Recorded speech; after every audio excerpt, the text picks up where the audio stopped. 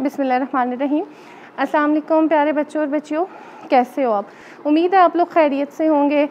बच्चों, आप लोग कहेंगे कि बार बार एक ही बात कही जा रही है कि घरों में ही रहें, ख़ुद को कोरोना से बचाएं, लेकिन फिर दोबारा से हम यही बात कहेंगे कि घरों में रहें, ख़ुद को कोरोना से बचाएं और जो ये आपकी ऑनलाइन क्लासेस हो रही हैं इन पर तवज्जो दें।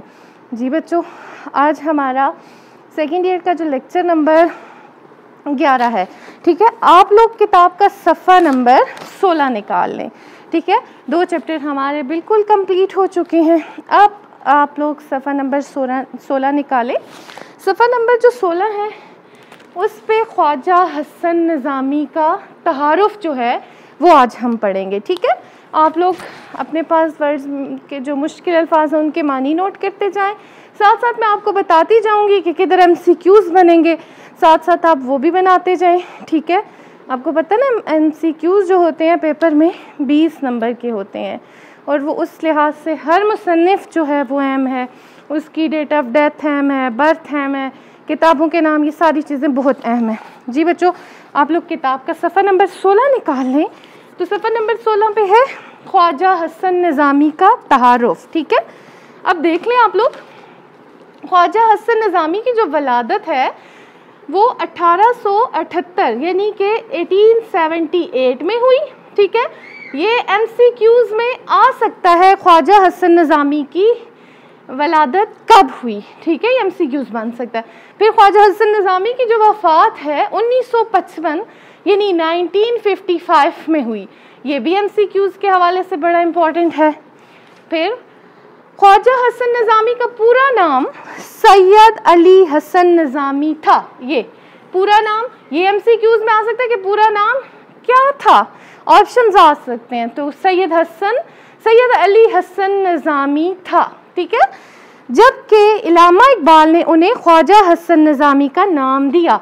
अब ये भी MCQs में आ सकते हैं कि किसने उन्हें ख्वाजा हसन निज़ामी का नाम दिया, किसने दिया? इलामा इकबाल ने दिया, ठीक है। ये भी MCQs में आ सकता है, ठीक है। ये अपने पास आप लोग नोट करते जाएं।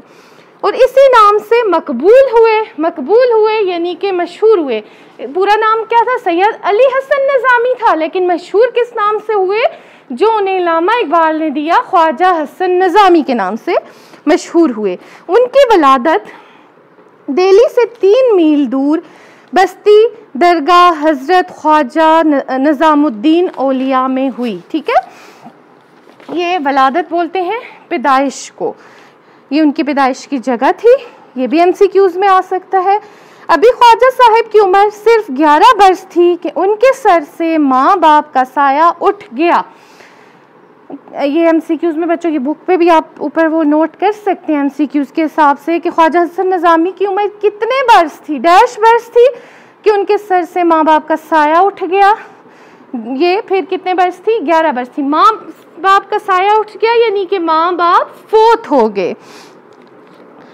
बड़े भाई ने उनकी परवरिश की यानी कि देखभाल की, ठीक है।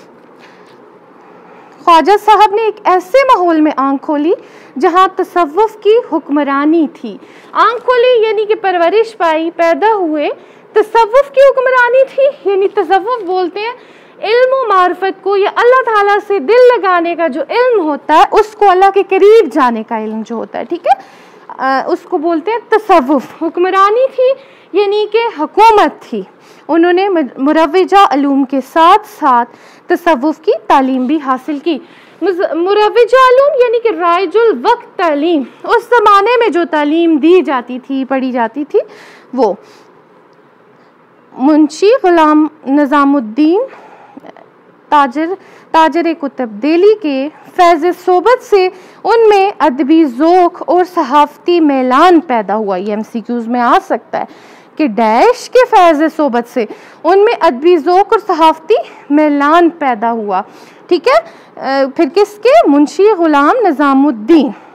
अब फैज़ सोबत यानी कि महफिल से फ़ायदा हासिल करना, अदबी ज़ौक़ यानी कि अदब का शौक़, सहाफ़ती वही अखबार रसाला, ये इन चीज़ों का मैलान बोलते हैं शौक़ को, यानी कि शौक़ पैदा हुआ। उन्होंने पहला मजमून इंडिया की नाजुक हालत के अनवान से लिखा। ये भी MCQs में आ सकता है। पहला मजमून यानी कि पहला मजमून डैश था, क्या था? इंडिया की नाजुक हालत, यानी पहला मजमून। ये MCQs में आ सकता है, इसे आप अपने पास नोट कर लें। MCQs इसके भी बन सकते हैं। फिर कुछ अरसे तक पैसा, वकील और मुहसिन नामी रसाइल के लिए लिखते रहे। हल्का निज़ामुल मशाइख के ये एक जमात थी, हल्का था, इदारा जिसे कह सकते हैं, कि मकासद की तरवीज के लिए 1911 में उन्होंने मिस्र, शाम, फ़लस्तीन, अरब और दीगर इस्लामी ममालिक का सफ़र किया। ठीक है, ये कब उन्होंने दीगर इस्लामी ममालिक का सफ़र किया? MCQs में आ सकता है, बुक पे से भी ऊपर नोट कर लें MCQs के हिसाब से कि 1911 में। 1919 में निज़ामुल मशाइख के उन्वान से पहला माहनामा रिसाला जारी किया। उन्होंने मुख्तलिफ औकात में छोटी बड़ी कई सौ किताबें और रिसाले तसनीफ़ किए। ठीक है, उन्वान बोलते हैं मौजू को, तरवीज, इशाहत। माहनामा महीनावार जो चलने वाला रिसाला होता है। तसनीफ़ किए यानी कि लिखे। ख्वाजा साहब का ताल्लुक एक सूफ़ी घराने से था। सूफ़ी घराने से था यानी सूफ़ी बोलते हैं बुजुर्ग घराना, तो जहाँ पे तसव्वुफ़ की तालीम थी।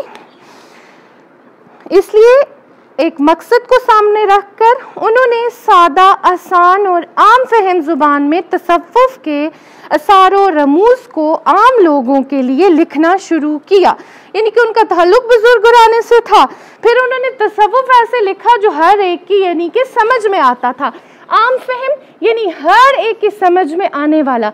तसव्वुफ़ के असरार और रमूज़ से मुराद यानी कि तसव्वुफ़ का हर छोटा बड़ा जो मसला था वो उन्होंने इस अंदाज से लिखा जो हर एक की समझ में आ जाता था। उन्होंने ऐसा दिलकश तर्ज़ तहरीर और पैराया बयान इख्तियार किया कि खुश्क और बेकैफ इखलाकी और रूहानी मबाहिस तसव्वुफ़ और फ़लसफ़े से निकल कर अदब में दाखिल हो गए। तर्ज़ तहरीर यानी कि लिखने का जो तरीका था, अंदाज था। खुश्क यानी बेमज़ा, बेकैफ भी बेमज़ा को बोलते हैं। तर्ज, तरीका।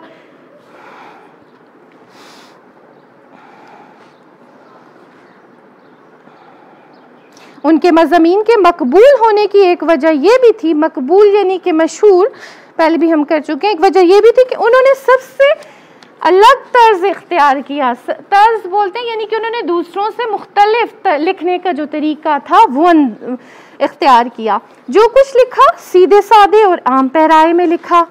पैराए बोलते हैं पैराग्राफ को, इबारत को, यानी ऐसा लिखा, सीधा सादा अंदाज था जो हर एक की समझ में आ जाता था।